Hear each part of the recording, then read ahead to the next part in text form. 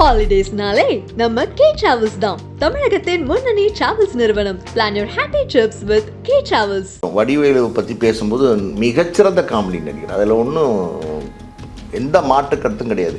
அதாவது இந்த சமகால சினிமாவில் இப்படி ஒரு காமெடி நடிகன், அதாவது வந்து பாடி லாங்குவேஜில் வந்து தன்னுடைய எக்ஸ்ப்ரெஷன்ஸு, தன்னுடைய ரியாக்ஷன்ஸு, ஒரு கண்ணால் பேசுகிறது, ஒரு அதாவது வந்து அப்படி லைட்டாக லுக் விட்டு பேசுகிறது, இதெல்லாம் பார்த்திங்கன்னா வடிவேலு இப்போ பண்ணிகிட்டு இருக்கிறாரு. அவரை மாதிரி பண்ண முடியாது. நீங்கள் 8 மணி நேரம் நடிக்கிறதுக்கு 10 லட்சம் வாங்கிட்டு 4 மணி நேரம் வந்து நடிச்சிங்கன்னா அது எத்திக்கலாக இருக்கா? எத்திக்கலாக சரியாது. ஒரு தயாரிப்பாளர் பணம் போடுறாரு, அவர் வியாபாரம். சினிமா வந்து விரும்பி எடுக்கிறாரு, விரும்பாமல் எடுக்கிறாரு, அதெல்லாம் ஒரு பக்கம் பார்த்தா பர்டிகுலராக பாயிண்ட் பண்ணி பேசணும்னா அது ஒரு வியாபாரம். அந்த வியாபாரத்தில் ஒரு முதலீடு பண்ண முதலாளிக்கு நீ என்ன 10 லட்சம் வாங்கிட்டு எப்படி நடிச்சு கொடுக்குறேன்? அவர் பாதி நாள் நடிச்சு கொடுத்தீங்கன்னா அந்த பாதி நாளில் அவர் என்ன நடிப்பார்? இப்போ இந்த விஷயம் இதெல்லாம் வந்து வடிவேலு செஞ்சுக்கிட்டு இருக்காரு. இப்படி ஆட்டிடியூட் நீங்கள் கேட்டிங்களா, அது சரியான பதில். இது நாய் சேகருங்கிறதுக்கு பதில் நாய் சேகர் ரிட்டர்ன்ஸ். அந்த பேரை விட மாட்டேன், அதாவது கவுனை எலும்பை நான் விட மாட்டேன், புரியுதா உங்களுக்கு? அப்படிங்கிற மாதிரி கதை தான் இது. நான் தான் கடிச்சு திம்பேன் அப்படிங்கிற மாதிரி அது பின்னாடி சின்னதாக குட்டியாக ரிட்டர்ன்ஸ் அப்படின்னு போடுறாங்க. அதுக்கு அனுமதி கொடுக்குறாங்க, அந்த படத்தை அவங்க எடுக்கிறாங்க. இதெல்லாம் எதை காட்டுது? ஏன் வேறு பேரே கிடைக்கலையா? வேறு பேரே இல்லையா? எந்த பேர் வச்சாலும் நான் என்ன சொல்கிறேன், நாய் சேகர் ரிட்டர்ன்ஸ்ன்ற பேர் வச்சா தான் மக்கள் வந்து நாங்கள் வருவோம், இல்லைன்னா நாங்கள் வரமாட்டோம். அந்த பேரை வைங்க வடிவேலுன்னு எல்லாரும் அப்படியே கெஞ்சுறாங்களா? ஒரு வீட்டு வாசலில் போய் நிற்கிறாங்களா? என்ன எதுக்காண்டி அந்த பேரை வந்து வேணும்னு அவ்வளோ பிடிவாதமாக நடிக்கிறீங்க?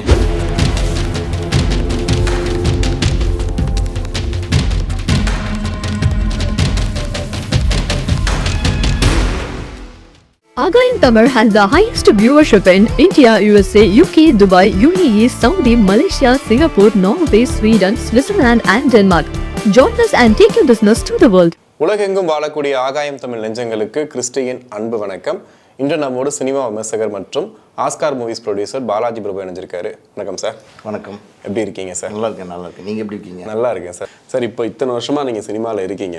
இந்த நடிகர்கள், இயக்குனர்கள், இல்லை நடிகர்கள், தயாரிப்பாளர்கள், அந்த சண்டையெல்லாம் நீங்கள் அதிகமாக பார்த்துருப்பீங்க. கண்டிப்பாக. அது மேக்ஸிமம் எப்படி வருதுன்னு கேட்டிங்கன்னா, ஒரு சில நடிகர்களை வந்து கமிட் பண்ணதுக்கு அப்புறமா நடந்துக்கிற விதம் வேறு மாதிரி ஆகிடும் அப்படின்னு சொல்லுவாங்க.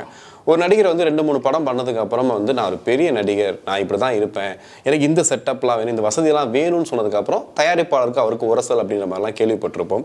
ஆனால் தொடர்ந்து இந்த வடிவேலு அப்படிங்கிற ஒரு நடிகர் மட்டும் ஒரு காமெடி நடிகராக இருந்தவர், ஒரு பெரிய பயங்கரமான கலைஞர். பட் இப்போ வரைக்குமே ஏதாவது ஒரு பிரச்சனை, ஒரு சர்ச்சை, இல்லைங்க அவர் வந்து ஷூட்டிங்கு இந்த டைம் தான் வருவார், இப்படி தான் பண்ணுவார், இதெல்லாம் கேட்பார் அப்படிங்கிறது ஒரு இயக்குனர் சொல்லும் போதே வந்து இதில் காமெடியே வரல, இது எப்படி நடிக்கிறது அப்படிங்கிறது, ஒரு துணை நடிகர்கள் நடித்தா கூட அவங்க வந்து அவரை பற்றி குறை சொல்கிறது, இது தொடர்ந்து வந்துகிட்டே இருக்குது. என்ன காரணம் சார்? சார், இது வந்து வடிவேலுவை பற்றி நம்ம பேச ஆரம்பிச்சிட்டோம். வடிவேலுவை பற்றி பேசும்போது மிகச்சிறந்த காமெடி நடிகர், அதில் ஒன்றும் எந்த மாற்று கருத்தும் கிடையாது. அதாவது இந்த சமகால சினிமாவில் இப்படி ஒரு காமெடி நடிகன், அதாவது வந்து பாடி லாங்குவேஜில் வந்து தன்னுடைய எக்ஸ்ப்ரெஷன்ஸு, தன்னுடைய ரியாக்ஷன்ஸு, ஒரு கண்ணால் பேசுகிறது, ஒரு அதாவது வந்து அப்படி லைட்டாக லுக் விட்டு பேசுகிறது, இதெல்லாம் பார்த்திங்கன்னா வடிவேலு இப்போ பண்ணிகிட்டு இருக்கிறாரு. அவரை மாதிரி பண்ண முடியாது. அதாவது இப்போ கவுண்டமணி செந்தில்லாம் எடுத்திங்கன்னா கவுண்டமணிக்கெலாம் பாடி லாங்குவேஜே வராது. அவர் வந்து பார்த்திங்கன்னா செந்தில் அடிக்கிறது, அப்படி பிடிக்கிறது, டேய் அப்படி என்னடா அப்படி டயலாக்ல பேசுவாங்க. சில காமெடி நடிகர்களுக்கு டயலாக் ட்ரெண்ட்லேயே போயிடுவாங்க. இப்போ சூரியெல்லாம் எடுத்துக்கிட்டிங்கன்னு வச்சுக்கோங்க, அந்த பரோட்டா காமெடி ஒன்று, அது கூட எனக்கு பெருசாக உடன்பாடு இல்லை, பெருசாக சிரிப்பு வரல.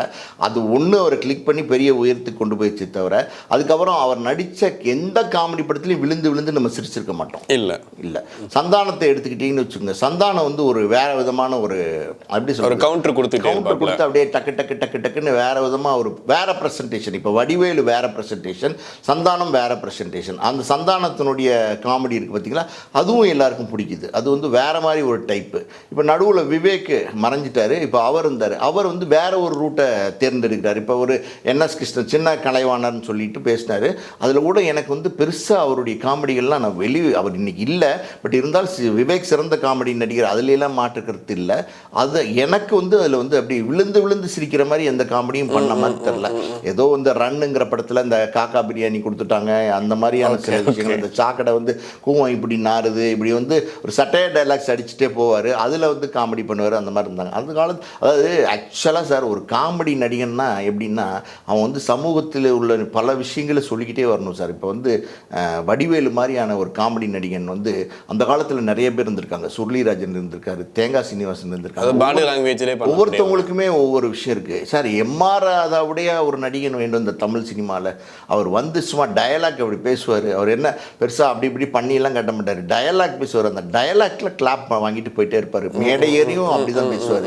இப்போ நிறைய பேர் மேடை ஏறி என்ன பேசுறதுன்னே தெரியாமல் பேசுகிறாங்க. சமீபத்தில் ஒரு இயக்குனர், என் பேரே சொல்லுவோம், மிஸ்கின்னு, மேடை ஏறி கண்ணா பண்ணான்னு பேசிட்டு போட்டார். 2 நாளாக அதான் சர்ச்சையாகவும் ட்ரெண்டிங்காகவும் இருந்துகிட்டு இருக்கு சார். இதே வந்து நீங்கள் கட் பண்ணி எம்ஆர் ராதாவோட மேடைகள் ஏதாவது பழைய யூடியூப்ல இருந்தால் போய் பாருங்கள். அவ்வளவும் பொருளாக இருக்கும், கருத்தாக இருக்கும். சொல்கிற விஷயங்கள் அவ்வளோ அட்டாக் பண்ணியும் பேசுவார், டேரிங்காகவும் பேசுவார், தைரியமாகவும் பேசுவார். அதே நேரத்தில் அதில் வந்து அவ்வளவு 1000 பொருள் இருக்கும். பார்த்தீங்கன்னா சிரிக்கவும் செய்யலாம். இது எப்படி சார் யாராலையுமே முடியாது சார். அப்படி ஒரு ஆளுமே இருந்துட்டு போனவர் எம்ஆர் தான். இப்படி நிறைய ஆளுங்க வந்து சினிமா இண்டஸ்ட்ரியில் இருந்திருக்கிறாங்க. அதை வந்து நம்ம மறுக்க முடியாது. காமெடி நடிகர்களை பொறுத்த வரைக்கும் இந்த அட்ராசிட்டி அப்படிங்கிற பாயிண்ட்டுக்கு வரும்போது இது வடிவேலு மட்டும் பண்ணலை, எல்லா நடிகர்களும் பண்ண ஆரம்பிச்சிட்டாங்க. காமெடி நடிகர்கள் மட்டும் இல்லை, எல்லா நடிகர்களுமே பண்ண ஆரம்பிச்சிட்டாங்க. இப்போ யோகி பாபுன்னு ஒரு காமெடி நடிகர், அவர் வந்து அவரை தன்னை காமெடி நடிகர்னு அவர் சொல்லிக்கிறாரு. அந்த காமெடி நடிகர் பார்த்தீங்கன்னா எந்த படத்துலையுமே நான் என்னுடைய கருத்தை சொல்கிறேன், எனக்கு அவரை பார்த்து விழுந்து விழுந்து நான் எந்த படத்துலையும் சிரிச்சதில்லை. புரியுது உங்களுக்கு? மண்டையில் மாதிரி ஒரு சில படங்கள் வந்து ஒரு மாதிரி குணச்சித்திர டைப்பில் நடிச்சிருந்தது, அது சக்ஸஸ்ஃபுல்லாச்சு. பெருசாக விழுந்து விழுந்து சிரிக்கிற காமெடி என்ன யோகி பாபு பண்ணியிருக்காரு? எதுவுமே பண்ணதில்லை. அவர் கூட ஆட்டிடியூட் காட்டுறார். அவர் கூட செட்டில் வந்து நான் நடிக்கிறது தான் காமெடி, நான் வந்து இன்னைக்கு அதாவது வந்து இண்டஸ்ட்ரியில் என்ன விட்டால் காமெடியன் இல்லை அப்படிங்கிறாரு. காரணம் என்னென்னா அங்கே வேக்கன்ட் ஆகிப்போச்சு. யோகி பாபு உள்ளே நுழையும் போது வேக்கன்சி ஆகிப்போச்சு. அதாவது வந்து சந்தானம் ஹீரோ ஆகிட்டார், வடிவேலு ஹீரோ ஆகிட்டார், சூரி காமெடினே இல்லை, இருந்தாலும் ஹீரோ ஆகிட்டார். சூரி இந்த ஹீரோ. இன்னொரு பாயிண்ட்டையும் நம்ம பேசுவோம். அது என்னென்னா எந்த காமெடி நடிகனும் இது வந்து ஹீரோவாக சக்ஸஸ்ஃபுல்லாக இருந்ததே இல்லை.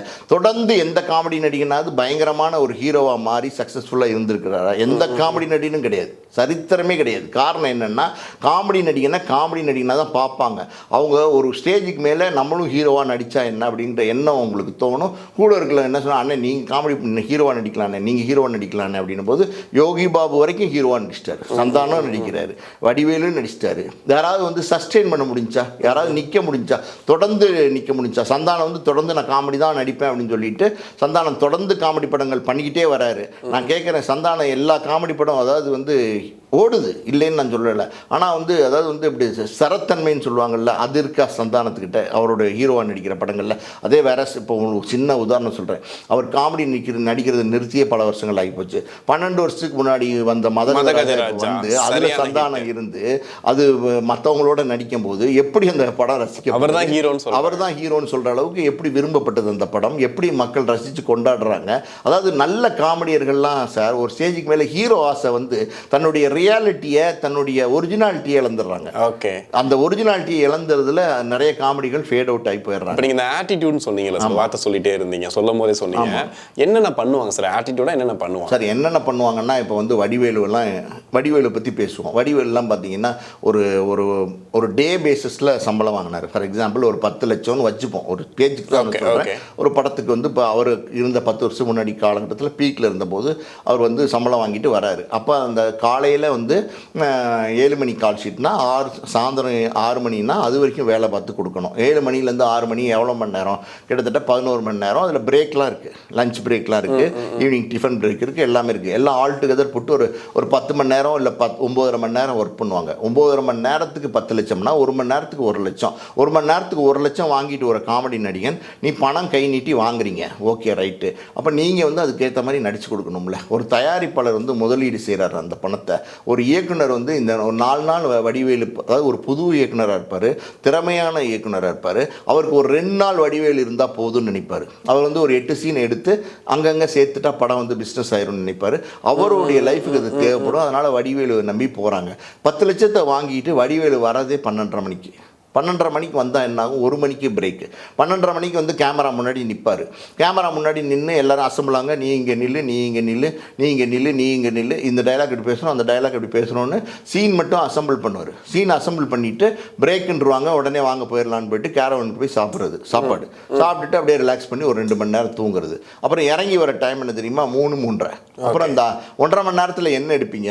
இல்லை ஒரு 4 மணி நேரமே கொடுக்குறாருன்னு வச்சுங்க, நீங்கள் 8 மணி நேரம் நடிக்கிறதுக்கு 10 லட்சம் வாங்கிட்டு 4 மணி நேரம் வந்து நடிச்சிங்கன்னா அது எத்திக்கலாக இருக்கா? எத்திக்கலாக சரியாது. ஒரு தயாரிப்பாளர் பணம் போடுறாரு, அவர் வியாபாரம், சினிமா வந்து விரும்பி எடுக்கிறாரு விரும்பாமல் எடுக்கிறாரு, அதெல்லாம் ஒரு பக்கம் பார்த்தா பர்டிகுலராக பாயிண்ட் பண்ணி பேசணும், அது ஒரு வியாபாரம். அந்த வியாபாரத்தில் ஒரு முதலீடு பண்ண முதலாளிக்கு நீ என்ன 10 லட்சம் வாங்கிட்டு எப்படி நடிச்சு கொடுக்குறேன்? அவர் பாதி நாள் நடிச்சு கொடுத்தீங்கன்னா அந்த பாதி நாளில் அவர் என்ன நடிப்பார்? இப்போ இந்த விஷயம் இதெல்லாம் வந்து வடிவேலு செஞ்சுக்கிட்டு இருந்தார். ஓகே, இப்போ வரைக்கும் பண்ணிட்டு இருக்காருன்றீங்களா? இப்போ எங்கே இருக்காரு? இப்போதான் இல்லை. ஆமாம், இப்போ இல்லையே. சமீபத்தில் ஏதோ ஒரு நாய் சேகரா ரிட்டர்ன்ஸ்னு ஒரு படம். அதாவது சார், அதாவது ஆட்டிடியூடுன்னு கேட்டிங்கல்ல, அதாவது வந்து ஏஜிஎஸ்ல வந்து சதீஷை வச்சு நாய் சேகர்னு ஒரு படம், அதுவும் நாய் ஏதோ கதை போல், அதனால் நாய் சேகர்னு ஒரு கதைக்கு தேவை நல்லா கேட்டுங்க. அந்த டைட்டில் பதிவு பண்ணி ஷூட்டிங் நடந்துக்கிட்டு இருக்கு, முடிகிற தருணத்தில் இருக்குது. இவர் வந்து அந்த நாய் சேகருங்கிற ஒரு காமெடி முதல்ல அவர் ஒரு படத்தில் பண்ணியிருந்தார். எந்த படம்னு எனக்கு மறந்து போச்சு.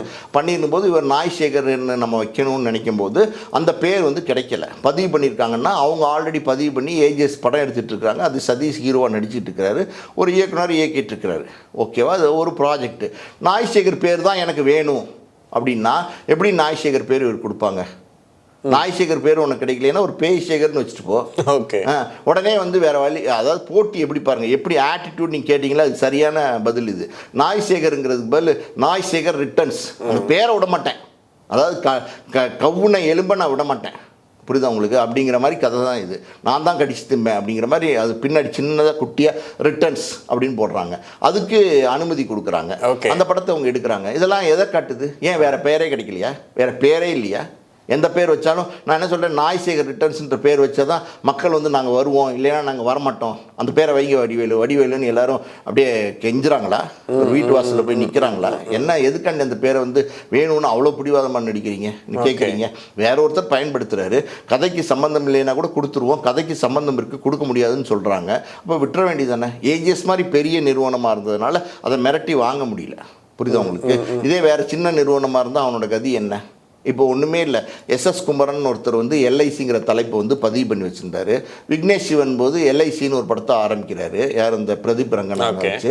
அந்த எல்ஐசிங்கிற தலைப்பு நான் பதிவு பண்ணி வச்சுருக்கேங்கிறார். இவர் அனௌன்ஸ் பண்ணிட்டாரு, பதிவு பண்ணி வச்சுருக்கேங்கிறார்.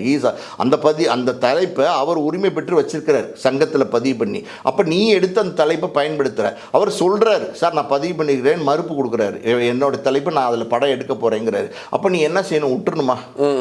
அப்போ எனக்கு அந்த பேர் தான் வேணும் அப்படின்னா அது ஆட்டிடியூடு தானே? இது இண்டஸ்ட்ரிக்கு எவ்வளோ சார் கேடு இந்த மாதிரி பண்ணுறது? இந்த மாதிரி ஆட்டிடியூடு இண்டஸ்ட்ரிக்கு பெருங்கேடு. இண்டஸ்ட்ரிக்கு எப்படி கேடு இல்லாமல் இருக்கும்? அந்த தலைப்பு தான் வேணும்னு அதை படத்தை எடுக்கிறாரு. அப்புறம் எல்ஐசி நிறுவனத்திலேருந்தே வந்து எங்கள் பேரை பயன்படுத்தக்கூடாதுன்னு அவங்க ஒரு நோட்டீஸ் விட்டதுன்னு இப்போ அப்படி கூட அவர் திருப்தி அடையில் வேறு பேர் வைக்கணும்னு நினைக்கல. எல்ஐகே லவ் இன்சூரன்ஸு கார்பரேஷனாக நம்ம கே போட்டால் என்ன வரும், அது மாதிரி வச்சு எடுக்கிறாரு.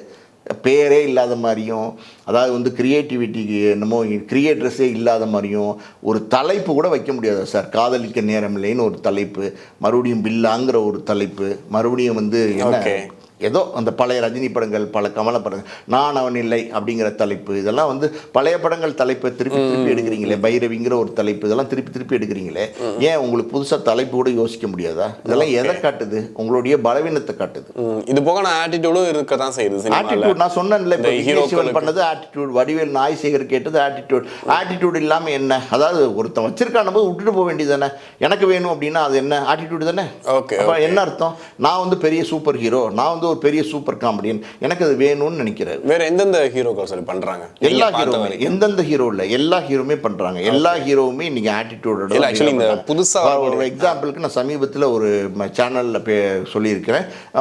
விஜய் கேரவன் மேட்டர் நெப்போலியன் போனப்போ என்ன நடந்துச்சு சொல்லியிருக்கேன். நீங்கள் பார்த்தீங்களா என்னன்னு தெரியல. நிறைய 1 மில்லியன் வியூஸ் 2 மில்லியன் வியூஸ் போயிருக்கு ஷார்ட்ஸ் எல்லாம். அதாவது ஒரு போகும்போது ஆமாம் நடந்த விஷயம், உண்மை சம்பவம். இதை வந்து மறுக்க முடியாது. இப்போ சொல்கிறதுனால இது இப்படி பொய்னா மறுக்கலாம், உண்மைன்னா எப்படி மறுக்க முடியும்? அப்போ அது பேர் என்ன? ஆட்டிடியூட் தானே. நெப்போலியன் வந்து ஒரு மூத்த நடிகர், ஒரு நல்ல நடிகராக இல்லையாங்கிறத அப்புறம் டிஸ்கஷனுக்கு வச்சுப்போம். ஒரு அதாவது துணை சென்ட்ரல் மினிஸ்டராக இருந்திருக்கிறாரு. நல்ல மனிதர். ஒரு இயல்பாக பார்த்தீங்கன்னா ரொம்ப திமிரு ஆட்டிடியூடு, ஒரு மாதிரி முரட்டுத்தனம், ரஃப் அண்ட் டஃப்பான ஆள்லாம் கிடையாது. நல்ல மனிதர். அவர் வந்து ஏதோ ஒரு உரிமையில் போயிருக்கிறாரு. கேரவனில் அமெரிக்காவில் ஒரு ஷூட்டிங் நடக்கும்போது அவரை பார்க்க போயிருக்காரு விஜயை. அவரோட நண்பர்கள் கேட்டிருக்காங்க, ஷூட்டிங் நடக்குது போகலாமான்னு. வாங்க, நம்ம தம்பி தான் போயிருக்காரு. அப்போ அங்கே நடந்த கதை என்ன? ஸோ அப்போ அவர் விஜய் பண்ணது என்ன? ஆட்டிடியூடு தானே. ஸோ உங்களுக்கு எங்கேருந்து அந்த ஆட்டிடியூட் வருது? ஏன் வருது? தெரிய மாட்டேங்குது. பணம், காசு, புகழ், வெற்றி எல்லாமே கிடைக்குது. அதை வந்து நல்ல விதமாக பயன்படுத்துங்களேன், நல்ல விதமாக அதை வந்து செயல்படுத்துங்களேன். இப்போ நீங்கள் ஒருத்தவங்க மேலே அன்பு காட்டுங்களேன், ஒருத்தவங்க மேலே பாசம் காட்டுங்களேன், 4 பேருக்கு உதவி செய்யுங்களேன், தேடி போய் உதவி செய்யுங்களேன். எத்தனையோ கஷ்டங்கள், எத்தனையோ பிரச்சனைகள், எத்தனையோ அதாவது கஷ்டமான சூழ்நிலையில் உங்களை சுற்றி இருக்கிறாங்க.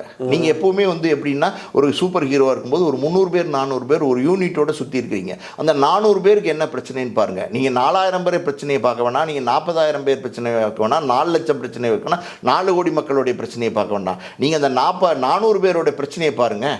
அவங்களுக்கு என்ன செய்ய முடியும்னு யோசிங்க. அவங்க யாராவது வந்து உதவி கேட்டாங்கன்னா அவங்களுக்கு பக்கத்தில் ரீச் பண்ண விடுங்க. இப்போ இந்த ஷூட்டிங்கில் இப்படி நடந்து போகிறாங்க, நீங்கள் உட்காந்துருக்கீங்க. நீங்கள் என்ன கடவுளா? நீங்கள் என்ன கடவுளா? உங்ககிட்ட ஒருத்தர் வந்து அங்கே ஒர்க் பண்ணுற ஒரு லைட்மேன் வந்து ஏதோ ஒரு கஷ்டத்தை சொல்லலாம், சரி இவர்கிட்ட சொன்னால், எந்த ஆர்டிஸ்ட்டையும் நம்ம பேர் சொல்லி சொல்ல வேணாம் சார். ஒரு டாப் ஹீரோன்னு வச்சுக்கோங்க, கஷ்டத்தை வந்து நம்ம சொல்லலாம். ஏதோ ஒரு மனைவிக்கு ஆப்ரேஷன் இருக்குது, ஒரு 50,000 கொடுத்தாருன்னா நம்ம கஷ்டத்தை சரியாகவே ஆப்ரேஷன் பண்ணிடலாமே. எத்தனையோ மனநிலைகள், எத்தனையோ வேதனைகள், கஷ்டங்கள், துன்பங்களோட சுற்றிட்டு இருப்பாங்க. அது யூனிட்டில் ஒர்க் பண்ணிகிட்டு இருப்பாங்க. அவங்க ஒரு காமெடி சீன் எடுப்பாங்க, உள்ளுக்குள்ளே மனவேதனை இருக்கும். அந்த லைட்மேன் வந்து அந்த சிரிச்சாகணுங்கிற நெசசிட்டியில் அதை பார்த்து ஒர்க் பண்ணிக்கிட்டு இருப்பான். அப்படிலாம் இருக்கும்போது நீங்கள் வந்து அவங்கள கூப்பிட்டு உதவி செய்யுங்க. நான் கேட்குறது இதுதான் சார், சிம்பிள். உங்களை சுற்றி இருக்கிறவங்கள பாருங்கள் சார். உங்கள் குடும்பத்தை பாருங்கள், உங்கள் பக்கத்து வீடை பாருங்கள், உங்கள் தெருவை பாருங்கள், உங்கள் சொந்தக்காரங்களை பாருங்கள், உங்கள் நண்பர்களை பாருங்கள். இவங்களை எல்லாமே நீங்கள் பார்க்கல. அப்போ உங்களுக்கு எப்படி தொலைநோக்கு பார்வை வரும்? நீங்கள் இப்போ வந்து தாவைக்கான ஒரு கட்சி ஆரம்பிச்சிருக்கீங்கன்றீங்க, நீங்கள் மக்களுடைய பிரச்சனைகளை தீர்க்க போகிறீங்க. ஒரு அரசியல் தலைவராக வர்றதுங்கிறது சாதாரணமான விஷயம் கிடையாது. சரி, நீங்கள் வந்து உங்களுக்கு விருப்பப்பட்டு வரீங்க, நீங்கள் சர்வ் பண்ணுறதுக்கு வாங்க சொசைட்டிக்கு. நீங்கள் வந்து நான் என்ன கேட்குறேன், உங்களுக்கு பட்டங்கள் எதுக்கு? எல்லா நடிகர்களையும் தான் கேட்குறேன், பட்டங்கள் எதுக்கு? என்ன நீங்கள் சாதனை பண்ணிட்டீங்க, எதுக்கு இந்த பட்டங்கள்? இதெல்லாம் நீங்கள் தூக்கி போடுங்க. ரியல் லைஃபுக்கு வாங்க, ரியாலிட்டியை உணருங்க. ரியாலிட்டி என்ன அப்படிங்கிறத நீங்கள் உணருங்க. ஏன் ரியாலிட்டியை நீங்கள் உணர மாட்டேங்கிறீங்க? நீங்கள் ஏன் உங்களை வந்து ஒரு படம் ஓடிடுச்சுன்னா, இல்லை 4 படம் தொடர்ந்து ஓடிடுச்சுன்னா, நீங்கள் ஏன் உங்களை சூப்பர் ஹீரோவாக நினைக்கிறீங்க? புதுசாக வரவங்களும் இதை பண்ணுறாங்களா? எல்லாருமே தான் புதுசாக வரவங்க பழசாக மாறிடுறாங்கல்ல. நம்ம ஒரு சோப்பு வந்து புதுசாக பிரிக்கிறீங்க, பிரித்து குளிக்க ஆரம்பிக்கிறீங்க, உடம்புல இன்னைக்கு தேய்ச்சி குளிக்கும்போது கொஞ்சம் கொஞ்சமாக கரையுது. அப்போ பழைய சோப்பை மாறிடுது இல்லை? அதே மாதிரி தான். அப்போ பழசா அவங்க ஆட்டிடியூடுக்கு அவங்களும் வந்துடுறாங்க. அவங்க பார்க்குறாங்கல்ல. ஓகே, புதுசாக வர இயக்குநர்களும் அப்படி இருக்காங்க. எல்லாருமே இயக்குநர்கள் சரி, நடிகர்கள் சரி, நடிகைகள் சரி, நிறைய நடிகைகள் நம்ம சொல்லிக்கிட்டே போகலாம். தனி மானிட்டர் வச்சு ஒரு நடிகை பார்க்குறாங்க. அதாவது இண்டஸ்ட்ரியிலே கிடையாது, இது வரைக்கும் கிடையாது. தனி மானிட்டர்னா நடிச்சது. ஆமாம், அவங்க நடிச்சது. அவங்க பக்கத்தில் இருக்கிறவங்க சார், அவங்க பக்கத்தில் யார் நடிக்கிறாங்கன்னு அவங்களுக்கு தெரியல. அப்புறம் பக்கத்தில் இருக்கிறவங்க நடிச்சது, கூட இருக்கிறவங்க நடிச்சதெல்லாம் பார்த்துட்டு இருப்பாங்களா? அவங்களுக்கு அதான் வேலையா? அவங்க தனி மானிட்டர் கேட்குறாங்க. அதாவது அவங்களோட அசிஸ்டன்ஸ் உட்காந்து பார்த்துட்டே இருப்பாங்க. மேடம் உங்கள் துப்பட்டா வந்து இப்படி இருக்குது, உங்கள் பொட்டு வந்து நீங்கள் வந்து அப்படியே மேலே கொஞ்சம் இங்கே வச்சுருந்தது வந்து இப்போ இங்கே இருக்குது, இப்படியெல்லாம் பார்த்து சொல்கிறதுக்கு ஒரு மானிட்ரு. கேவலம். சினிமா வந்து எங்கே போகுது, எதை நோக்கி போகுது? எக்ஸ்ட்ரா செலவு விட்டுருங்க சார். எக்ஸ்ட்ரா செலவுங்கிறது ஒரு பக்கம், அதை விட்டுருங்க. நீங்கள் இதை அலோவ் பண்ணுறீங்கல்ல, இது கேவலம். ஒரு டைரக்டர் வந்து இதை அலோவ் பண்ணுறது கேவலம். ஒரு தயாரிப்பாளர் இதை அலோவ் பண்ணுறது கேவலம். இதெல்லாம் அலோவ் பண்ணுறாங்க. ஏன் அப்படின்னா டைரக்டருக்கு அந்த நடிகையோட தயவு தேவைப்படுது, ஒரு தயாரிப்பாளருக்கு அந்த நடிகையோட தேவைப்படுது. அந்த நடிகையை வச்சா வியாபாரம் பண்ணலாம்னு நினைக்கிறார் அந்த தயாரிப்பாளர். அந்த நடிகையை வச்சா தான் பிஸ்னஸ் பண்ண முடியும், பணம் வரும்னு நினைக்கிறாரு. அப்போ அந்த நடிகையை சொல்கிறது கையை கட்டி நிற்க வேண்டியதுதான். இதெல்லாம் ஆட்டிடியூட். இதெல்லாம் என்ன சொல்வீங்க? இதெல்லாம் ஆட்டிடியூட் தான். ஓகே, இதெல்லாம் என்ன சொல்வீங்க? எந்த சேர்ப்பீங்க? இப்போ இயக்குநர்கள் புதுசாக வர்றாங்கல்ல சார், அவங்க வந்து ஒரு படம் 2 படம் பண்ணதுக்கப்புறம் ஒரு பெரிய ஹிட்டு கொடுத்ததுக்கப்புறம் இண்டஸ்ட்ரியில் பெரிய ஹிட்டு கொடுத்துட்டோம், ஸோ யாரை வேணாலும் நம்ம நடிக்க வச்சிடலாம், யாரை வேணாலும் எப்படின்னா பண்ணலான்னு சொல்லிட்டு நடிகர் நடத்துகிற விதம் சொல்லி வந்து நிறைய பேர் வந்து வெளியே சொல்ல மாட்டாங்க. சில நேரங்களில் பார்த்தீங்கன்னா திடீர்னு பார்த்தா அந்த ஹீரோ வந்து அந்த படத்துலேருந்து காணாமல் போயிடுறாரு. ஒரு நடிகர் பெரிய காணாமல் போயிடுறாரு. கேட்டால் இல்லைங்க எனக்கு செட் ஆகலன்ட்டு போயிடுறாங்க. ஆனால் அங்கேயும் சொல்கிறாங்க சில ஆட்டிடியூட்னால தான் போகிறாங்க, இவங்க 2 படம் பண்ணதுக்கப்புறம் பெரிய இயக்குனர் நினச்சிக்கிறாங்க, ஸோ அதனால தான் அது மாதிரி போகிறாங்க. அந்த மாதிரி சம்பவங்கள் நீங்கள் பார்க்குறீங்களா? சார், முதல்ல வந்து 2 படம் கொடுத்த பெரிய இயக்குனர் நல்லா ஹிட்டு கொடுத்துட்டீங்கன்னு வச்சுக்கோங்க, அந்த நடிகர்கள் வந்து என்ன பண்ணுவாங்கன்னா, அந்த நடிகர்கள்னால் எல்லா நடிகர்களையும் சொல்கிறேன், நடிகர்கள் என்ன பண்ணுவாங்கன்னா சைலண்டாக வந்து நடிச்சுட்டு போயிடுவாங்க. பெரிய பெரிய ஹீரோஸ் தான் உங்களுக்கு டேட்ஸ் கொடுக்கறதுக்கு யோசிப்பாங்க. இப்போ லோகேஷ் கனகராஜெல்லாம் எடுத்துக்கோங்க. முதல் படம் வந்து மாநகரம் கொடுத்தாரு, 2வது படம் கைதி கொடுத்தாரு, 3வது படமே விஜய் கொடுத்துட்டார்ல. வெற்றி கொடுத்துட்டீங்கன்னா சார், வெற்றி உங்களை திரும்பி பார்க்க வைக்கும். அப்போ பெரிய நடிகை என்ன நினைப்பான், ஓ இவர்கிட்ட என்னமோ இருக்குது, இவர் நம்ம யூஸ் பண்ணுவோம், சக்ஸஸ் பண்ணி நம்ம ஒரு ஷூ ஷாட் அடிப்போம் அப்படின்னு சொல்லி 3வது படமே கொடுக்குறாங்க. இப்போ 2வது படமே கொடுக்குறாங்க. ரஞ்சித்துக்கு கபாலி கொடுக்கும்போது என்ன படம், எத்தனாவது படம்னு எனக்கு தெரியல, 2வது படமோ 3வது படம்னு நினைக்கிறேன். ஸோ மெட்ராஸ்க்கு அப்புறம் கபாலி கொடுக்குறாரு ரஜினி. கொடுக்குறாங்க. காரணம் என்னென்னா, நான் முதல்ல நம்ம முன்னர் பல விஷயங்கள் பல தடவை பல காணொலிகளில் டிஸ்கஸ் பண்ணது தான். அதாவது என்னென்னா, வெற்றி ஒருத்தவங்க கொடுத்துட்டாங்கன்னா அந்த வெற்றியை வந்து இவங்க வந்து அந்த வேக்கும் அவங்க அதை உறிஞ்சி எடுத்துக்கிறாங்க நடிகர்கள். புரியுது உங்களுக்கு? ஸோ இவங்க வந்து நமக்கு சக்ஸஸ் கொடுப்பாங்க, இவங்க வந்து நமக்கு இது கொடுப்பாங்க, நம்ம நினைக்கிற மாதிரி எடுப்பாங்க அப்படின்னு நினச்சி அதை யூஸ் பண்ணிக்கிறாங்க. நீங்கள் கேட்குற கேள்வி எப்படின்னா, முதல் படமே கொடுக்காம முதல் படத்தில் இயக்குநர்களில் வந்து சில பேர்லாம் வந்து சில ஆர்டிஸ்ட்லாம் தேவைப்படும். பர்டிகுலராக இவங்க தான் நல்லாயிருக்கும். ஃபார் எக்ஸாம்பிள் ஒரு பிரகாஷ் ராஜே எடுத்துக்கங்களேன், இவங்க தான் நல்லாயிருக்கும் அப்படின்னு போது அந்த பிரகாஷ் ராஜ்கிட்ட கேட்கும்போது அவருடைய பிஹேவியரே வேறு மாதிரி இருக்கும். மதிக்கிறதே கிடையாது. நான் பிரகாஷ் ராஜை மட்டும் சொல்லலை சார், பிரகாஷ் ராஜையும் பாயிண்ட் அவுட் பண்ணி சொல்கிறேன். ஒரு உதாரணத்துக்கு தான் சொல்கிறேன். மதிக்கிறதே கிடையாது. ஏன்னா அவங்க இந்த டேரக்டர் பாயிண்ட் ஆஃப் வியூவில், புது டேரக்டர் பாயிண்ட் ஆஃப் வியூவில் என்ன, எப்படியாவது பிரகாஷ் ராஜ் வந்து ஒரு கொடுத்துட மாட்டாரா, நம்மளுடைய கேரியருக்கு அது ப்ளஸ் ஆயிராதா அப்படிங்கிற மாதிரி அவங்ககிட்ட போய் கேட்பாங்க. நான் ஒரு குணச்சித்திர நடிகருங்கிறதுனால அவரை சொல்கிறேன். அதனால் அவரை நம்ம பேசலைங்க, பேருக்கு தான் எடுத்துக்கிறோம். அப்போ அவருடைய ஆட்டிடியூட் எப்படி இருக்கணும், தட்டி கொடுத்து வேலை வாங்கணும். தம்பி நீங்கள் இது பண்ணீங்க, இது பண்ணும்போது எனக்கு என்னமோ இதில் மைனஸ் இருக்கிற மாதிரி தெரியுது, இன்னொன்று பண்ணிக்கோங்க தம்பி, இது பெட்டராக பண்ணால் நல்லாயிருக்கும், இன்னும் எங்கிட்ட இன்னொரு ரியாக்ஷன் எடுத்துங்க தம்பி, இந்த க்ளோஸ் கட் பண்ணிங்களே இது வந்து கொஞ்சம் இன்னொரு க்ளோஸ் எடுங்க தம்பி, எது நல்லா இருக்குன்னு பார்த்து வச்சுக்கோங்க தம்பி, இப்படிலாம் அட்வைஸ் பண்ணி அவனை தட்டி கொடுத்தீங்கன்னா அவன் ஊக்கப்படுவான். நீங்கள் வந்து அவனை போட்டு வந்து நான் சொன்னதை எடு, நான் பார்த்தாச்சு, போதும் சார், ஒன்மோர் போதும்ப்பா அப்படின்னு சொன்னீங்கன்னா அவன் என்ன செய்வான், ஒரு டேரக்டர், அவன் கிரியேட்டர், அவன் என்ன நினைப்பான், சரி ஒன் மோர் கொடுக்க மாட்டேங்கிறாரு அப்படின்னு சொல்லிட்டு சைலண்டாக போதும், தட்டி கொடுக்க முடியாது, தட்டி கேட்க முடியாது. தட்டி கேட்க முடியாத நிலைமையில் இருக்காங்கல்ல மக்களும். சரி, எத்தனை பேர் வந்து எத்தனை கொடுமைகள் நடக்குது, தட்டி கேட்கணுங்கிற உணர்வு எல்லாருக்கும் இருக்கு. எல்லாரும் வந்து தட்டி கேட்கறது இல்லையே. 1000ல் ஒருத்தன் தானே வந்து தட்டி கேட்கறான். தட்டி கேட்கறவன் 1000ல் ஒருத்தன் தானே. சொசைட்டிலே நீங்க எடுத்துக்கங்க, எத்தனையோ பிரச்சனைகள், எத்தனையோ துன்பங்கள், இன்னல்கள் எல்லாமே இருக்கு. அதை தட்டி கேட்கறவன் யாரு? 1000ல் ஒருத்தன். மற்ற 999 பேர் எங்கே போனாங்க?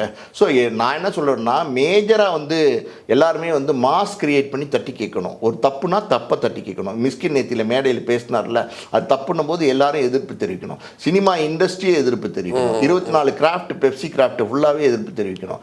நாங்கள் இவரோட இனிமேல் ஒர்க் பண்ண மாட்டேன்னு சொல்லணும். அவருக்கு ஒரு பயத்தை காட்டணும். அவருக்கு வந்து செய்கிறது தப்புங்கிறத உணர்த்தணும். அப்போ தானே அவர் உணர்வார். நீங்கள் செய்கிறது தப்புங்கிறது உணர்த்தாமல் அங்கே இருக்கிற ஆடியன்ஸ் எல்லாமே அவர் பேசுறது பார்த்தா கிளாப் பண்ணுறாங்க. ரியாலிட்டியாக தானே. அவர் நல்லா பேசினாரா அப்படிங்கிறது இந்த மீடியாவில் விமர்சனமாக இருக்குது. பப்ளிக் கிட்ட கேட்டால் சூப்பராக பேசினார், அடி என்ன இப்படி பேசுகிறாரு, மிஸ்கினா ஓங்கிறார், குத்திருங்கிறார் அப்படிங்கிறார் அப்படின்னா, அதை அப்போ நீங்கள் ரசிக்கிறீங்க. அப்போ நீங்கள் என்னத்தை ரசிக்கிறீங்க, நீங்கள் எதை ரசிக்கிறதுன்ற ரசனைத்தன்மை உங்களுக்கு கம்மியாயிடுச்சு. காரணம் என்னென்னா, நீங்கள் வந்து நிறையா விஷயங்களை பார்க்க ஆரம்பிச்சிட்டிங்க. முந்தியெல்லாம் பார்த்தீங்கன்னா ஒரு வட்டத்துக்குள்ளேயும் கட்டத்துக்குள்ளேயும் தான் நம்ம இருந்தோம். ஒரு டிவி இருக்கும், அதில் ஒரு தூர்தர்ஷன் தான் இருக்கும். நான் சொல்கிறது லேட்டஸ்ட் ஸ்டேஜில், நான் யங்ஸ்டராக இருக்கும்போது, நான் 12, 13, 14 வயசு இருக்கும்போது ஒரு தூர்தர்ஷன், ஒரு TV, black and white TV தான் இருக்கும். ஒரு டைனோரா டிவின்னு இருக்கும். அதுக்குள்ளே தான் நம்ம எல்லாத்தையும் பார்க்கணும். அது இல்லைன்னா வெளியில் போய் சினிமா பார்க்கணும். இப்போ உங்களுக்கு வந்து யூடியூப்புங்கிற பேர் ஃபோனில் வந்து உங்களுக்கு எல்லாமே அவைலபிலிட்டி ஆயிடுச்சு. வேர்ல்டில் என்னென்ன நடக்குதோ அவ்வளவும் இங்கே கொண்டு வந்து கொட்டுறான். புரியுதா உங்களுக்கு? நீங்கள் என்னென்ன பார்க்கணும்னு ஆசைப்படுறீங்களோ அத்தனையுமே நீங்கள் பார்த்துக்கலாம். நீங்கள் வந்து சூஸ் பண்ணிக்கணும், இது எனக்கு வேணும், அது எனக்கு வேணும் அப்படின்னும் போது everything comes to your hand. உங்கள் கைக்குள்ளே வரும்போது சின்ன பசங்களே என்ன ஆகிறாங்க, கரெக்டாகிடுறாங்க. 16, 17, 18 வயசுங்களே கரெக்டாகிடுறாங்க. அப்புறம் ஆட்டோமேட்டிக்காக அவங்களுடைய மென்டாலிட்டி எப்படி இருக்குது, வல்காரிட்டியாக மாறிடுது. மிஸ்கின் பேசுறதெல்லாம் ரசிக்கிறாங்க. மிஸ்கின் பேசுகிறதெல்லாம் ரசிக்கிறதுக்கு பதில் ஒருத்தனாவது எந்திரிச்சு இப்படி பேசாதீங்க, தப்பு, மேடை, இதில் அவை நாகரிகத்தோடு நடந்துக்குங்கன்னு தட்டி கேட்கணும். அங்கே இயக்குனர் இருந்தாங்க, அவங்களாம் வெளிநடப்பு பண்ணணும். தட்டி கேட்க முடியலையா, வெளிநடப்பு பண்ணுங்க. அப்போ மீடியா அங்கே இருந்தாங்க, மீடியா தட்டி கேட்கணும். யாருமே தட்டி கேட்கலைன்னா நம்ம பேசுகிறது சரி, நம்ம தொடர்ந்து இப்படி தான் பேசலாம் அப்படிங்கிற எண்ணம் தோணும். தொடர்ந்து இப்படி பேசக்கூடாதுங்கிறத அவர் எப்படி உணர்த்துறது? நம்ம தானே உணர்த்தணும். கண்டிப்பாக அது தப்பு பண்ணா சொசைட்டி தானே உணர்த்தணும். நம்ம சொசைட்டியில் ஒரு ஆள் தானே. அப்போ அதை நம்ம செய்யலையே, நம்ம செய்ய தவறுறமே. அப்போ மிஸ்டேக் நம்ம மேலேயா, மிஸ்கின் மேலேயா? 2 பேர் மேலேயும் இருக்குது. ஓகே, தொடர்ந்து மிஸ்கின் இதை பண்ணிட்டு தானே சார் இருக்காரு. அவர் தொடர்ந்து பண்ணிட்டு தான் இருக்காரு, தொடர்ந்து பண்ண தான் போறாரு. அதெல்லாம் ஆனால் ஆடியோ லான்ச்லாம் இப்போ மிஸ்கின் தானே சார் கூப்பிடுறாங்க. அவர் வந்தால் தான் வந்து கலகலன்னு அதுதான் சார் நான் சொல்கிறேன்ல. அதை வந்து everything is corrupted no. Nothing is அதாவது பியூராக எதுவுமே இல்லை. அரசியல் கரப்ஷன், சினிமா கரப்ஷன், சொசைட்டியில் எல்லாமே கரப்ஷன். ஒரு மளிகை கடையில் போனீங்கன்னா சர்க்கரையோட வந்து இது பேர் என்ன ரவையை கலக்கிறான் ஒரு ரேஷன் கடையில், இதெல்லாம் பண்ண தானே செய்கிறாங்க. So corruption is everywhere. அப்படி இருக்கும்போது நீங்கள் வந்து மிஸ்கினை மட்டும் தப்பு சொல்கிறது சரியாக வராது எனக்கு தெரிஞ்சு. நம்ம வந்து அவரை புரிய வைக்கணும், அவரை உணர வைக்கணும் நம்ம பேசுகிறது தப்புன்னு. ஸோ எல்லாமே ஒரு ஆட்டிடியூடு தான். மிஸ்கின் நேற்றுக்கு மேடையில் பேசினாரே அதுவும் ஒரு ஆட்டிடியூடு தான், ஒரு ஆட்டிடியூட் பிஹேவியர் தான். ஒரு மேடையை பிடிச்சி 40 நிமிஷம் குத்திடுவேன், அதுவும் வல்காரிட்டி வேர்ட்ஸோட அதை பண்ணிடுவேன், ஏன்னு ஒருத்தன் அழுதான், அப்படி நிறைய பேசியாச்சு. திருப்பி திருப்பி பேசினா அதே மாதிரி இருக்கும். அதனால் அதெல்லாம் வேண்டாம், நமக்கு கிறிஸ்பாக பேசுகிறேன். அப்போ நம்ம வந்து எங்கேயோ தப்பு பண்ணுறோம், அந்த தவறுகளை நம்ம திருத்திக்கணும், நம்மளை சரி பண்ணிக்கணும் முதல்ல. அப்போ தப்பே பண்ணாத மனுஷனும் கிடையாது அந்த இடத்துல நான் பதிவு பண்ணுறேன். இப்போ தப்பு பண்ணான்னா நம்ம சுட்டி காட்டணும். இப்போ நம்ம வீட்டில் நம்ம குழந்தை தப்பு பண்ணிச்சுன்னா நம்ம என்ன சொல்கிறோம், டே இப்படி பண்ணக்கூடாது அப்படின்னு சொல்லி காட்டுறோம். அப்போ அந்த குழந்தைக்கு புரியும். இல்லை ஒரு சின்ன ஒரு அடியை போடுறோம், கணத்தில் ஒரு அடித்து இல்லை முதுகில் ஒரு தட்டு இது பண்ணது தப்பு அப்படின்னு சொல்கிறோம். அப்போ அது புரியும். சரி அப்பா சொல்கிறாரு அம்மா சொல்கிறாங்கன்னு அது அந்த வயசுலேருந்து எடுத்துகிட்டு வரும். நீங்கள் வந்து எதுவுமே சொல்லாமல் நீ பண்ணியா அப்படின்னு நீங்களும் கிளாப் பண்ணிங்கன்னா அதுக்கு என்ன மென்டாலிட்டி தோணும், அதோட ஆட்டிடியூட் எப்படி டெவலப் ஆகும். நம்ம பேசுகிறதுலாம் சரி போல், அது ஒரு கெட்ட வார்த்தையை பயன்படுத்துன்னு வச்சுங்க, நீங்கள் கைதட்டி வரவேற்றீங்கன்னா அது என்ன தோணும், நம்ம பேசுகிறது சரின்னு தோணும். அப்போ அது அப்படியே தான் வளரும். கண்டிப்பாக சார், நிறைய விஷயங்கள் பேசணும். உங்கள் நேரத்துக்கு ரொம்ப நன்றி. நன்றி. ஹாலிடேஸ்னாலே நம்ம கே டிராவல்ஸ் தான் தமிழகத்தின் முன்னணி டிராவல்ஸ் நிறுவனம். Plan your happy trips with K Travels.